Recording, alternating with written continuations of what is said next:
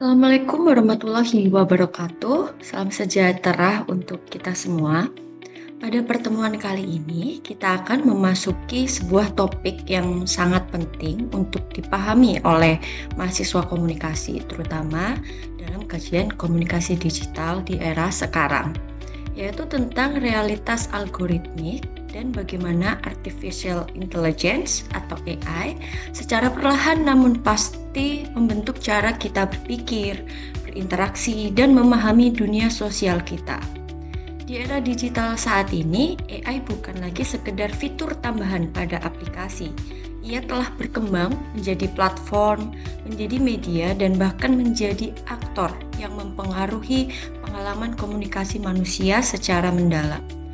Maka melalui video pembelajaran ini kita akan membahas bagaimana AI bekerja, apa saja karakteristiknya sebagai media baru, bagaimana ia mengubah pola konsumsi informasi, dan bagaimana kemudian dia membentuk identitas digital dan selera masyarakat. Lebih jauh lagi, kita akan melihat bagaimana AI menciptakan apa yang disebut sebagai realitas algoritmik, yaitu sebuah realitas yang tidak sepenuhnya kita pilih, tetapi dikurasi oleh algoritma. Maka dari itu, materi ini sangat penting untuk membantu kita sebagai akademisi dan sebagai praktisi komunikasi agar mampu memandang AI tidak hanya dari sisi kecanggihannya saja, tetapi juga dari dampak sosial, dampak etis, dan dampak intelektual yang dibawanya. Baik, mari kita mulai pembelajaran ini. Seperti yang kita ketahui, ketika kita membuka media sosial, seringkali konten pertama kali yang muncul adalah konten yang sesuai dengan topik yang sering kita ikuti, dan bahkan sesuai dengan selera kita. Kira-kira kenapa ya kok bisa begitu? Jawabannya adalah karena ada sistem yang memilihkannya, yaitu AI, melalui algoritmanya. AI inilah yang mengatur apa yang kita lihat, apa yang kita suka, dan bahkan mungkin kita beli. AI kemudian yang membentuk selera kita atau bahkan mengkonstruksi identitas kita. Dia bisa tahu apa yang kita suka dari seberapa sering frekuensi kita mengikuti konten-konten tersebut. Dia juga bisa membentuk pola pikir kita dari seberapa sering kita mengkonsumsi informasi yang kita minati. Nah, pertama apa sih AI itu sebenarnya? AI atau Artificial Intelligence ada juga beberapa orang yang menyebut dengan istilah akal imitasi dan kecerdasan buatan itu memiliki tugas yaitu meniru cara berpikir manusia. Sekaligus juga bisa diartikan sebagai perpanjangan tangan dari internet yang memberikan kemampuan pada komputer atau mesin untuk bisa berpikir dan melakukan tugas seperti manusia. Jadi, AI untuk bisa hidup dan hadir di tengah kita, dia akan selalu bergantung dan terikat dengan internet dan juga media digital sebagai mediumnya, yang kemudian diwujudkan dalam dua bentuk, yaitu pertama AI sebagai fitur, artinya ia hadir sebagai lengkap dalam media digital atau aplikasi. Misal, Meta AI yang ada dalam aplikasi WA atau Grok dalam platform Twitter atau X, dan atau mungkin AI dalam aplikasi Google Maps. Sedangkan yang kedua, AI juga kemudian mewujud menjadi dasar dari platform digital itu sendiri dengan menyediakan layanan dan solusi berbasis kecerdasan buatan seperti ChatGPT, Midjourney, Perplexity, dan berbagai layanan berbasis AI lainnya. Pada bentuk ini, AI tidak hanya menjadi pelengkap, tetapi menjadi fondasi utama dari sebuah sistem digital yang memberikan solusi, layanan sekaligus pengalaman komunikasi yang baru. Selanjutnya, dalam konteks komunikasi, AI memiliki karakteristik sebagai media baru. Yang pertama adalah otomasi komunikasi. AI dapat berinteraksi secara otomatis melalui chatbot, asisten virtual, dan algoritma rekomendasi. Otomasi ini membuat proses komunikasi menjadi lebih cepat dan efisien, sekaligus mengubah cara kita berinteraksi dengan teknologi. Karakteristik kedua adalah mediasi oleh algoritma. Algoritma menjadi fondasi utama bagi sistem AI yang bertugas mengolah, memilih, dan menyajikan informasi yang dinilai paling relevan bagi pengguna. Dengan kata lain, apa yang kita lihat di internet bukan lagi sepenuhnya pilihan kita, tetapi hasil kurasi algoritma. Seperti yang saya contohkan tadi gitu ya, dia bisa mengetahui dan mengatur preferensi kita. Ini yang kemudian membentuk realitas algoritmik, di mana keadaan atau kehidupan manusia dan interaksi sosial mulai dibentuk dan dikendalikan oleh algoritma digital yang secara efektif mempengaruhi cara kita berpikir, bertindak, dan mengalami dunia. Lanjut, karakteristik ketiga adalah interaktivitas yang tinggi. AI memungkinkan komunikasi yang lebih personal dan responsif tentunya. Ketika kita bertanya, sistem dapat memberikan jawaban secara real time dan sangat kontekstual. Inilah yang membuat AI menjadi media baru yang sangat adaptif terhadap kebutuhan pengguna. Meskipun memiliki kemampuan yang canggih, AI tetap memiliki keterbatasan. Pertama, AI tidak memiliki subjektivitas seperti manusia, karena ia tidak memiliki emosi, dia tidak memiliki pandangan, perspektif, termasuk juga pengalaman pribadi seperti layaknya manusia. Kalaupun memang ada subjektivitas itu didasarkan pada subjektivitas atas data terpopuler atau subjektivitas dari subject matter itu sendiri. Lalu kedua, sangat memungkinkan terjadi bias karena AI mengacu pada subjektivitas atas data terpopuler, yaitu data yang didasarkan pada literatur atau sumber yang paling sering diakses atau disukai oleh publik. Maka jika acuannya adalah data terpopuler, jawaban yang dihasilkan belum tentu tepat. Saya akan memberikan contoh bagaimana bias data populer dapat mempengaruhi jawaban AI. Seperti yang kita lihat pada gambar, di sini saya meminta AI untuk membuat foto dengan gambar orang yang sedang memancing. Maka foto yang dihasilkan kita dapat melihat adalah seorang bule dengan wajah ameropa dan berkulit putih. Pertanyaannya adalah, kenapa kemudian yang dimunculkan oleh AI atau ChatGPT dalam konteks ini adalah wajah bule? Kenapa wajah orang kulit putih? Dan kenapa kemudian dia tidak memberikan pilihan lain, misal wajah orang Asia mungkin? Lalu kemudian saya meminta ChatGPT memberikan alternatif lain. Jangan bule dong, orang Asia aja. Coba lihat yang muncul. Yang muncul adalah wajah etnis China dan masih kulit putih. Kenapa kemudian wajah Asia adalah sama dengan wajah etnis China? Kenapa bukan orang Timur Leste mungkin? Atau mungkin orang NTT yang berkulit hitam? Mereka kan juga orang Asia. Jadi teman-teman, dari gambar ini yang bisa kita pelajari adalah meskipun jawaban atau output AI seringkali terlihat logis, kita perlu menyadari bahwa AI tidak selalu benar.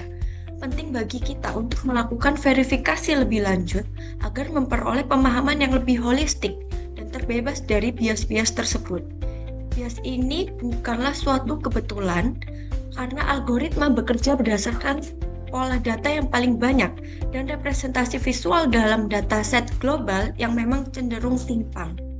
Akibatnya, keluaran AI pun tidak lepas dari bias data dan kasus ini menjadi contoh nyata bagaimana pola data yang tidak seimbang dapat mempengaruhi hasil visual dan hasil data.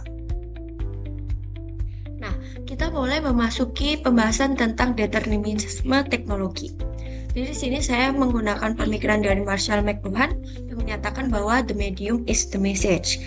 Artinya bahwa tiap perkembangan media dengan karakteristiknya masing-masing pasti membawa dampak yang berbeda, baik secara sosial dan budaya, karena kekhasan dari masing-masing media itu sendiri. Kita coba lihat mulai dari perkembangan media cetak. Media cetak seperti koran, majalah, dan buku yang berbasis teks menuntut pembaca untuk memiliki fokus, imajinasi, serta proses berpikir yang terstruktur. Karena karakteristik inilah Media cetak cenderung menggambarkan realitas secara deskriptif dan linear. Lalu kedua ada media elektronik seperti televisi yang membawa pengalaman yang lebih visual dan imersif. Televisi membuat kita seolah-olah melihat peristiwa secara langsung sehingga informasi terasa lebih hidup dan emosional. Lalu selanjutnya internet dan media digital yang menciptakan komunikasi yang lebih instan, interaktif dan selalu terhubung. Masyarakat tidak hanya mengkonsumsi informasi tetapi juga berpartisipasi aktif di dalamnya. Inilah yang kemudian menjadi dasar munculnya budaya digital. Lantas, perubahan sosial seperti apa sih yang dihadirkan oleh AI sebagai media baru? Pertama adalah adanya perubahan pola konsumsi informasi. AI seperti algoritma rekomendasi di media sosial, di YouTube, Facebook, ataupun TikTok, itu mempengaruhi konten apa yang dilihat pengguna berdasarkan preferensi dan perilaku pengguna. Ini yang kemudian menciptakan filter bubble di mana pengguna hanya terpapar pada konten yang mendukung pandangan mereka sendiri. Karena filter bubble itu tadi, akses informasi menjadi personal karena AI memungkinkan penerimaan informasi yang disesuaikan dari filter bubble yang kemudian membentuk echo chamber, yaitu lingkaran interaksi yang memperkuat keyakinan pengguna karena dikelilingi orang-orang dengan pandangan serupa. Misalnya, seseorang yang sering mengunggah atau berinteraksi dengan konten politik tertentu akan lebih sering melihat artikel atau postingan yang memperkuat pandangan politik tersebut.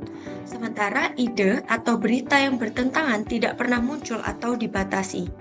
Hal ini kemudian memungkinkan adanya fragmentasi sosial di mana masyarakat terpecah menjadi kelompok-kelompok kecil yang sejalan dengan pandangan mereka karena kurangnya paparan terhadap perspektif lain, sehingga masyarakat menjadi lebih personal dan terfragmentasi.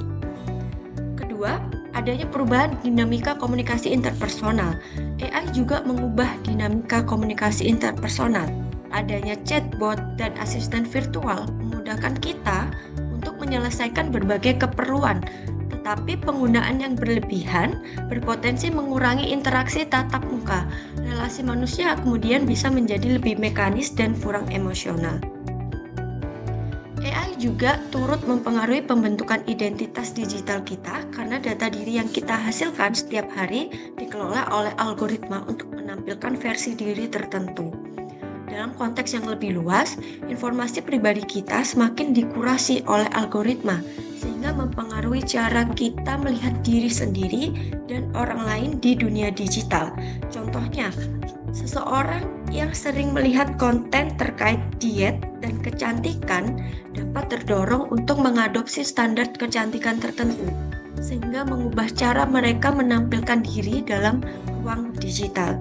Dan pada akhirnya, algoritma rekomendasi ini tidak hanya mengikuti selera pengguna, tetapi juga secara aktif membentuk selera tersebut melalui personalisasi konten, seperti yang terjadi pada platform Spotify dan Netflix yang selalu mengerti dan mengarahkan selera kita.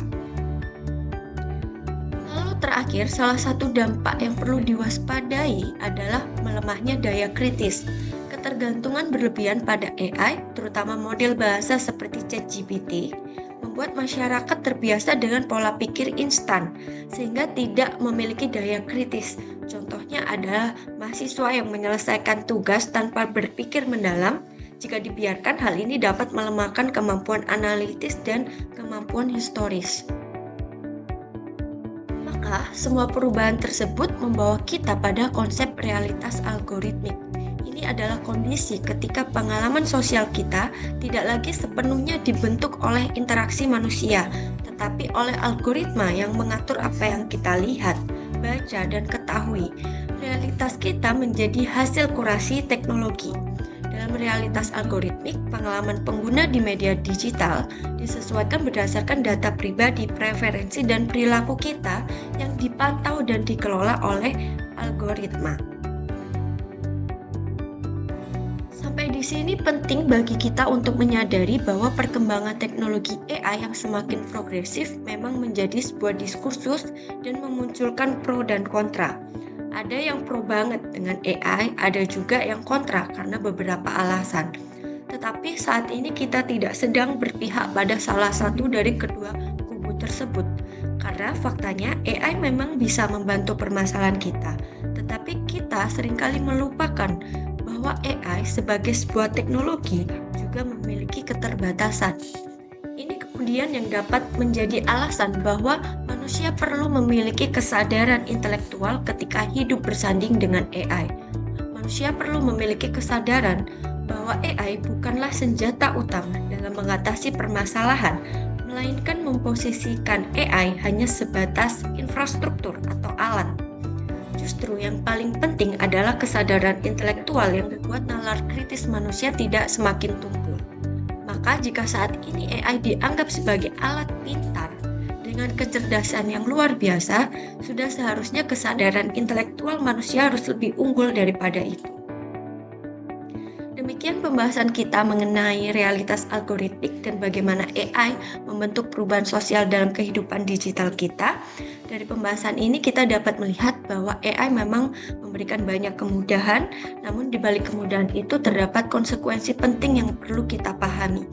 AI bukanlah entitas yang netral, ia bekerja berdasarkan data, preferensi populer, dan pola-pola yang sudah ada dalam masyarakat.